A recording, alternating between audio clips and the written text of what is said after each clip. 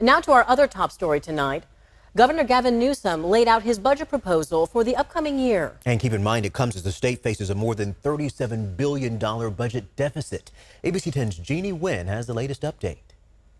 It's $37.86 billion, $37.9 billion projected shortfall that we're looking to close. Governor Gavin Newsom announced a $291.5 billion budget while emphasizing our state's deficit is not as extreme as some predicted last month. That number was not the number, but continues to be reported as gospel. During his nearly 2-hour presentation, the governor promised to address homelessness, budgeting more than $15.3 billion.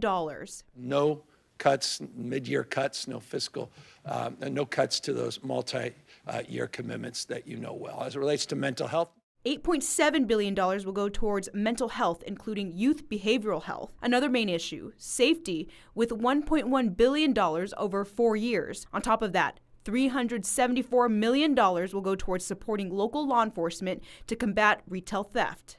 52 sheriffs and police departments have received upwards of $250 million in new grants to combat retail theft. In terms of closing the deficit, Governor Newsom emphasized there will be no wealth tax or new income taxes and will be pulling from reserves.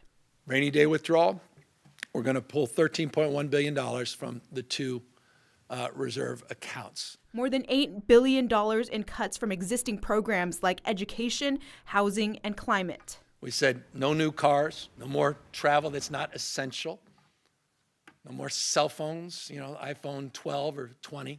Following the governor's plan today, Republican Budget Committee Vice Chair Senator Roger Nilo announced he does not believe the governor has a solid plan on solving the deficit. In the 25-26 budget year, there's a deficit forecast of $33 billion.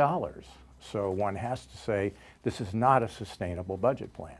Adding that the governor's plan to shift funds will not solve the problem. Some spending reductions, but those are largely the elimination of spending that hasn't been spent yet. That was Jeannie Nguyen reporting. Meanwhile, the California Teachers Association says they're actually pleased with the budget. More than $4 billion is being invested in California schools.